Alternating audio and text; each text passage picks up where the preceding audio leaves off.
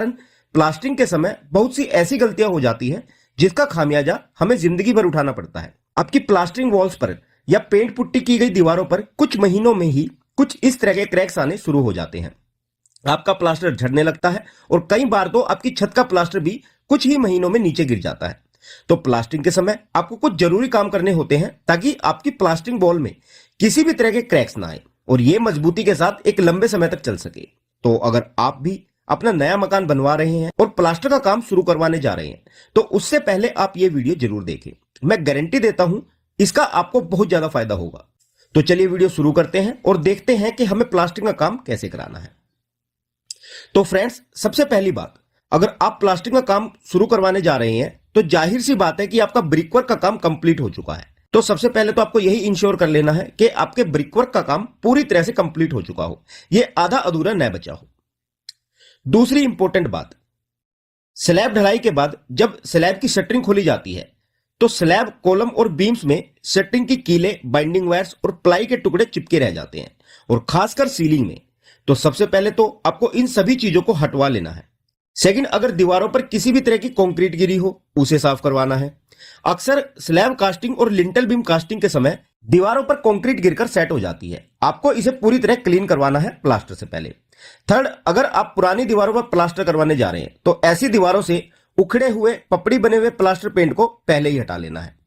तीसरी इंपॉर्टेंट बात, प्लास्टर शुरू करने से पहले दीवारों की कम से कम 7 दिन तक तराई करनी है, जो हम ज्यादातर अवॉइड कर देते हैं।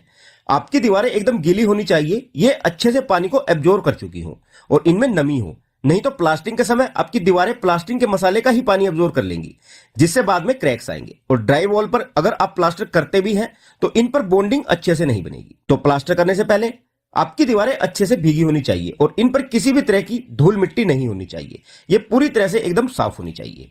चौथा, दीवारों को बनाने के लिए अक्सर दीवारों में जगह जगह होल किए जाते हैं, इनमें पाड़ लगाने के लिए। तो आपको प्लास्टर शुरू करने से पहले ये सभी होल भी बंद करवा लेने हैं, नहीं तो बाद में परेशानी होगी। पांचवा, प्लास्टरिंग से पहले आपको 2 काम करने हैं। पहला है सीमेंट स्लैरी।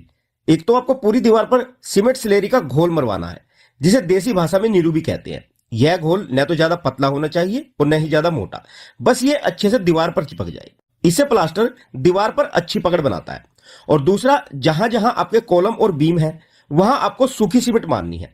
ऐसा इसलिए क्योंकि कंक्रीट सरफेस कभी भी पानी एब्जॉर्ब नहीं करता, तो कंक्रीट के साथ मोर्टार की पकड़ को मजबूत करने के लिए आपको यह काम भी जरूर करना है।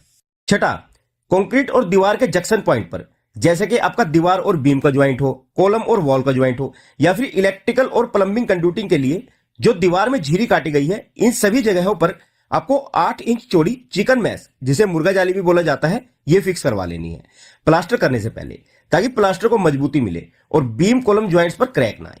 ज्यादातर क्रैक्स ज्वाइंट पर इसी वजह से आते हैं, तो इस बात का भी आपको खास तौर पर ध्यान रखना है।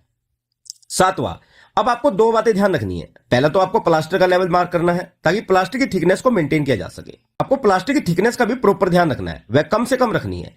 याद रखें, इंटरनल वॉल प्लास्टरिंग की थिकनेस 12 mm तक रखी जाती है। सीलिंग और आरसीसी मेंबर की प्लास्टरिंग थिकनेस 6 से 7 mm तक होनी चाहिए। सीलिंग पर 6 mm से ज्यादा प्लास्टिक थिकनेस न हो, नहीं तो यह कुछ समय बाद गिर जाएगा।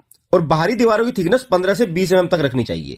और अगर आपकी दीवारों में ज्यादा एंडुलेशन है और आपको थिकनेस ज्यादा करनी है तो यह 2 कोट में होनी चाहिए, नहीं तो यह प्लास्टरिंग वॉल में क्रैक्स का कारण बनती है। आठवां, अब आप जो भी सैंड प्लास्टरिंग के लिए यूज करने वाले हैं उसे पहले छानना है, उसके बाद ही यूज करना है, जो ज्यादातर लोग अवॉइड कर देते हैं कि हमारी सैंड देखने में अच्छी लग रही है तो बिना छाने ही सैंड को यूज कर लेते हैं। तो आप ऐसा बिल्कुल ना करें, क्योंकि सैंड में कुछ ना कुछ गंदगी तो जरूर होती है, तो पहले आप उसे छाने उसके बाद ही यूज करें। नंबर 9, दूसरा, आपकी सैंड में 6% से ज्यादा सिल्ट कंटेंट नहीं होना चाहिए। यानी कि अगर आपको सैंड में मिट्टी ज्यादा दिखाई देती है तो ऐसी सैंड प्लास्टरिंग के लिए यूज ना करें। और हां, बहुत से लोगों की सैंड को लेकर एक कॉमन कंफ्यूजन भी रहती है कि प्लास्टर के लिए कौन सी सैंड यूज करनी चाहिए। तो मैं आपको क्लियर कर देता हूं कि प्लास्टरिंग के लिए हमेशा क्रश्ड सैंड यूज करनी है, रिवर सैंड नहीं। हां, एक अच्छी फिनिशिंग के लिए आप कुछ रिवर सैंड क्रश सैंड में मिक्स जरूर कर सकते हो। नंबर 10, अगर सीमेंट की बात करें तो आपको प्लास्टरिंग के लिए हमेशा पीपीसी, पोर्टलैंड पोजोलाना सीमेंट ही यूज करना है, ओपीसी नहीं यूज करना, वो भी 43 ग्रेड की। 43 ग्रेड की पीपीसी सीमेंट प्लास्टरिंग के लिए सबसे सही रहती है। और दूसरी बात, आपकी सीमेंट भी मैन्युफैक्चरिंग डेट से 3 महीने से पुरानी नहीं होनी चाहिए, क्योंकि 90 दिन से ज्यादा पुरानी सीमेंट की स्ट्रेंथ कम हो जाती है, जिससे प्लास्टर में मजबूती नहीं आएगी और क्रैक्स भी आएंगे। नंबर 11 आपको ध्यान रखना है कि आपके जितने भी कंक्रीट वाले मेंबर्स हैं, जैसे कॉलम, बीम और सीलिंग वगैरह, इन पर प्लास्टिंग से पहले थोड़े ग्रूव बना लेने हैं छेनी या ग्राइंडर मशीन की मदद से, ताकि कंक्रीट सरफेस रफ हो सके। इन्हें टांचा या हाकिंग भी बोला जाता है। डायरेक्ट कंक्रीट सरफेस पर प्लास्टर नहीं करना है, क्योंकि प्लेन कंक्रीट सरफेस पर प्लास्टर कभी भी पकड़ नहीं बना पाता और 1 स्क्वायर